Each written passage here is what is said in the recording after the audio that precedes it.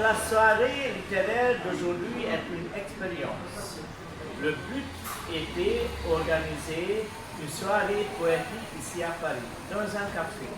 Merci à ami Bernard Loyal, c'est tout un succès. Nous organisons une soirée dans un café près de l'Institut Hongrois et le Sorbonne, et c'est cette occasion de nous présenter. Cette opportunité d'introduction est bonne pour nous car est une bonne occasion de montrer qu'il existe un groupe de présence. Il y a aussi de présentation à l'étranger. Aujourd'hui, ce n'est pas une grande chose à organiser une soirée pareille ou que vous soyez dans le monde. Un événement sur Facebook et un café où vous êtes les bienvenus. C'est tout. Et chez eux, à Budapest, ils voient que notre groupe existe et nous travaillons et nous organisons des événements. Le groupe Présence existe depuis des années. Il est basé sur l'enseignement de l'écriture créative à l'Université de Podoline où je travaille en tant que professeur de l'université. Chaque semestre, environ 30 étudiants universitaires écrivent des poèmes ou des nouvelles dans mes cours. C'est où sont publiés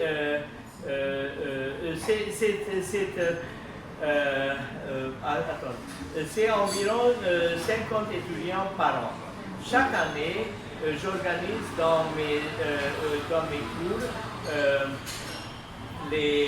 chaque semaine, attendez parce que c'est, excusez-moi, chaque année j'organise une anthologie littéraire où sont publiées nos œuvres. L'objectif est d'organiser une anthologie des langues étrangères pour les meilleurs, une anthologie française peut-être. À cette fin, j'organiserai des voyages pour mes étudiants ici à Paris où ils pourraient se présenter à leurs travaux. Le test principal pour cette action future est la soirée. Léa Naïk est l'un des membres de plus talentueux du groupe Présence.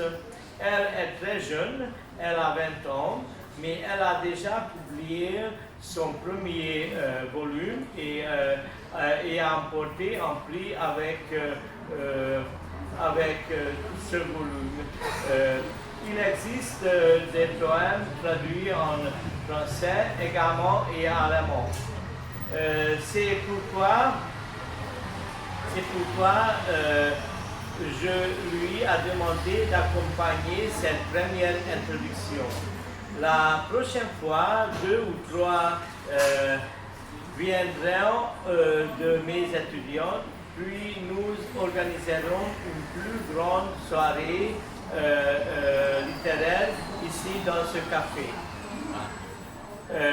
Si une équipe de 10 auteurs pouvait se réunir pour présenter leurs travaux dans une anthologie française, ce serait très bien.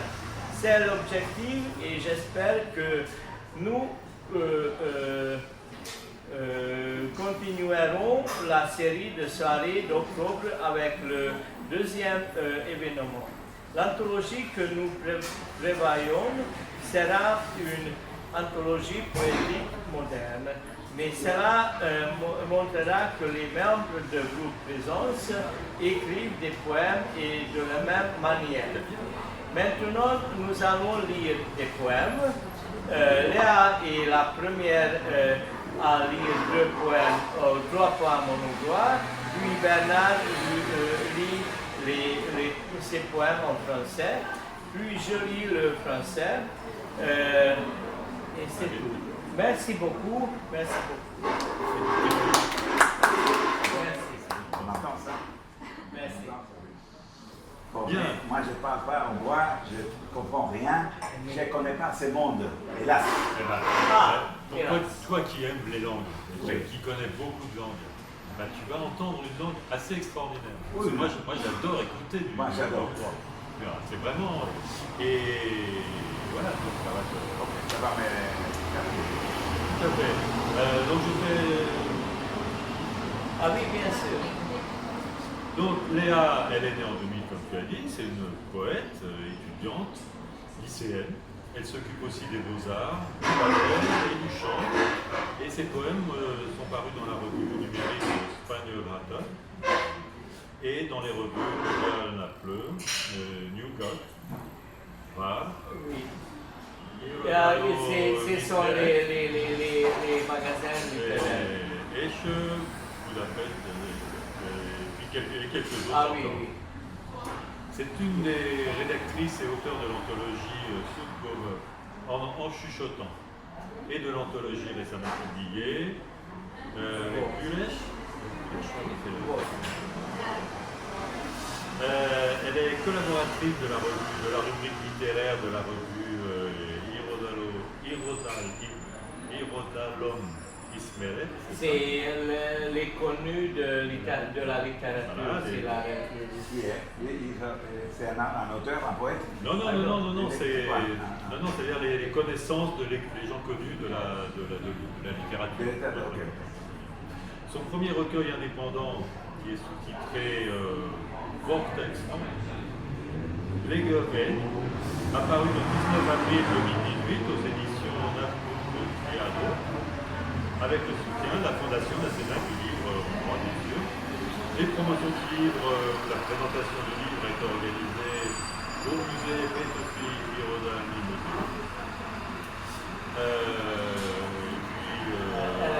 de l'association. Voilà, et elle est membre de l'association. On parlait de la... Ah non, c'est encore autre chose. C'est lui, elle est membre de l'association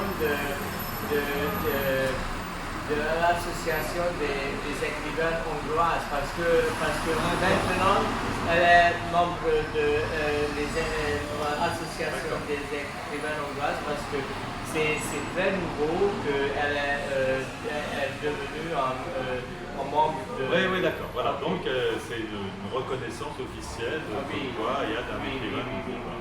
C'est ça. Donc il y a quelques textes qu'on va lire ou à deux, quelquefois uniquement en français. Mais quelquefois, oui.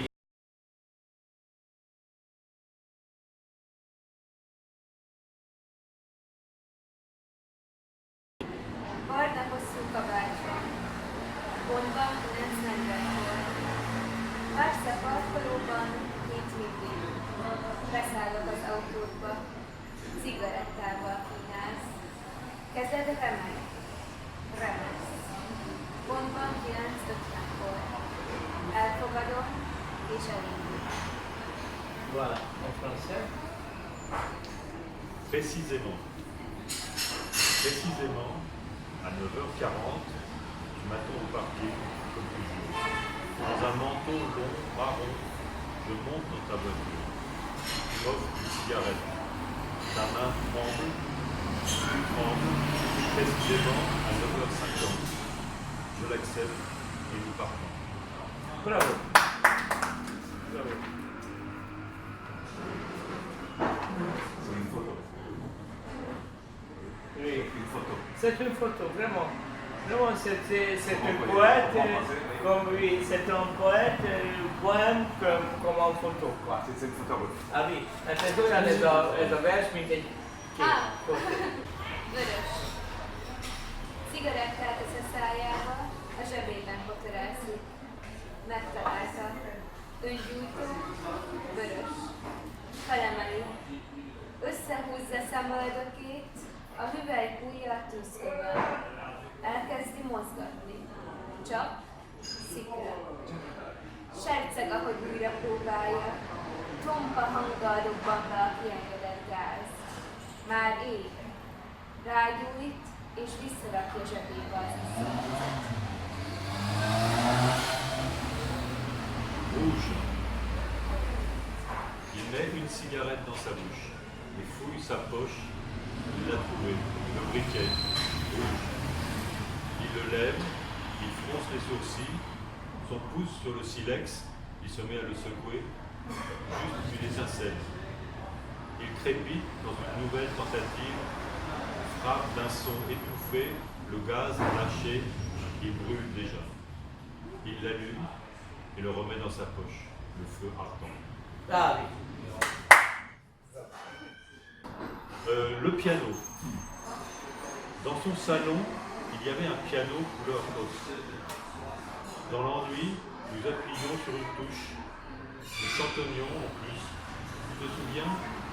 Tu sais, juste pour que quelque chose remplisse ton appartement loué à Bouddha. Alors là, ça c'est tout le temps. C'est le petit passage où il y a eu une erreur que je t'avais dit. Alors, Ah oui. il ne manque pas le silence. Ah, c'est après alors. Donc, je vais relire ce passage-là. Tu sais, juste pour que quelque chose remplisse ton appartement loué à Bouddha, recouvre son silence moisi. Je pense que ça va par là.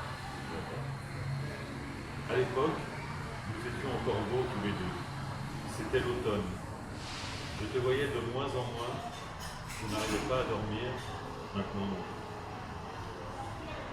Je pense que là, il y a quelque chose qui est... Ok, il faut corriger. Alors, le 4.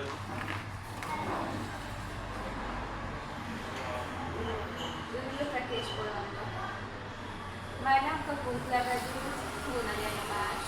Mondom, hogy még csináld, gyorsabban hajts, kerüld ki. Valami vákum, légüres tér, már alig érezzük ujjaink végét, csak a zsibbadás ajkainkon. Futunk, mint az őrültek, mint a zsibbadó bolondok, a telefon őrült síkolása, mint egy fejhangon visongó gépfájdalom.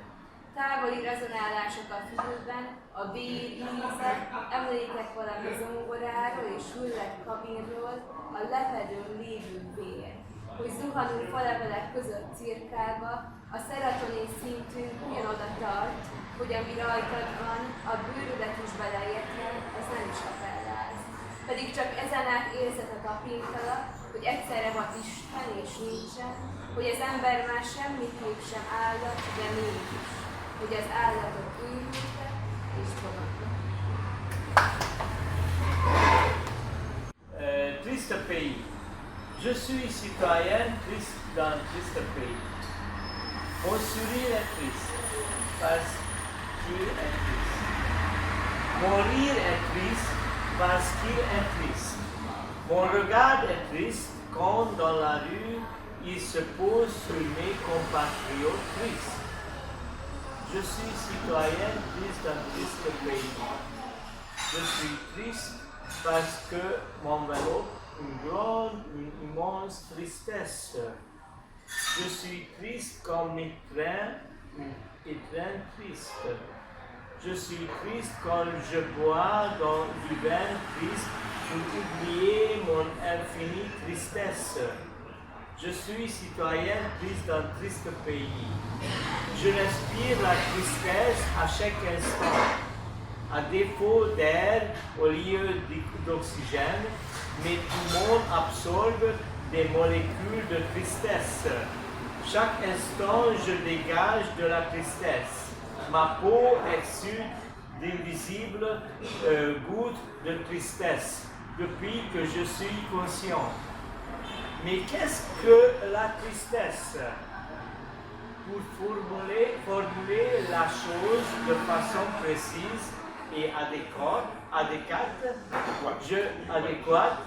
je dirais que c'est l'absence complète de la vie. C'est pourquoi tout autour de nous est triste. Triste, triste, triste, triste, triste, triste, triste. Merci beaucoup. Merci. Alors maintenant je vais lire 3 poèmes sur Dieu. Dieu s'exile. Dieu, mon ami, par ailleurs globe-trotteur connu, a pris sa valise et monté dans un train. Il paraît bien sûr qu'il s'arrêtera à Vienne, après qu'il ira à Paris, et de là à Lille, à Bruxelles, à Londres. En bourlinguant ainsi, Dieu pense atténuer ses oppressants soucis.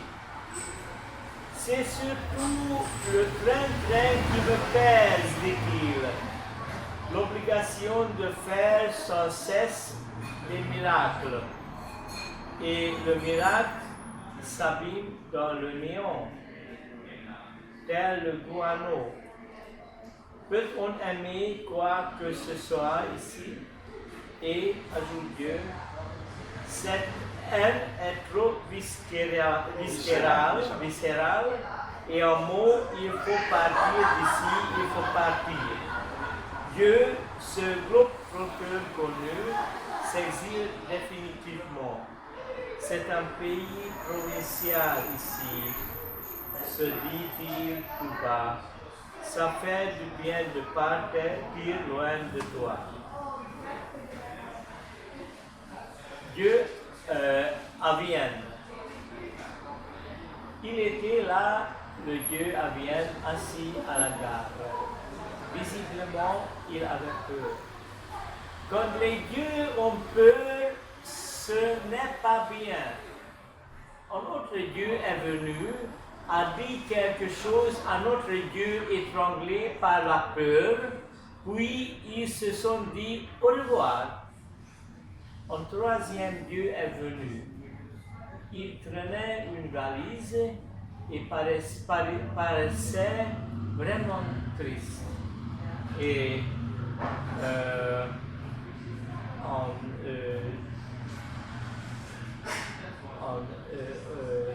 dernier Dieu,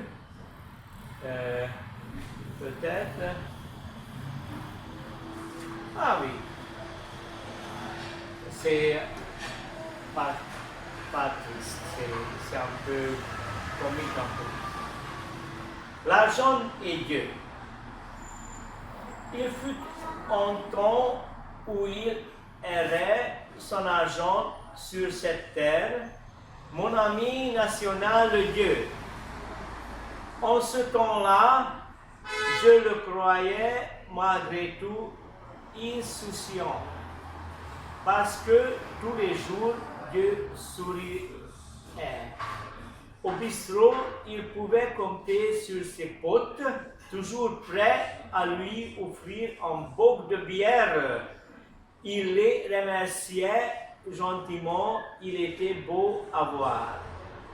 Quand il essuyait la mousse sur ses lèvres, en ce moment, il est toujours fatigué, rime s'en aller, s'épuise à gagner de sous. Président d'une vague association pour le salut des peuples ou du monde, il prononce de grands discours. Je vois à ses yeux qu'il est lessivé. Il ne boit même plus de bière. Quand je lui demande où il va et pourquoi, il me répond, la crèche coûte cher. Il coûte cher en effet, le petit Yahweh. Il est dans la mouise, mon ami le Dieu. Son argent, il ne vaut rien, ici-bas, sur cette terre. Merci.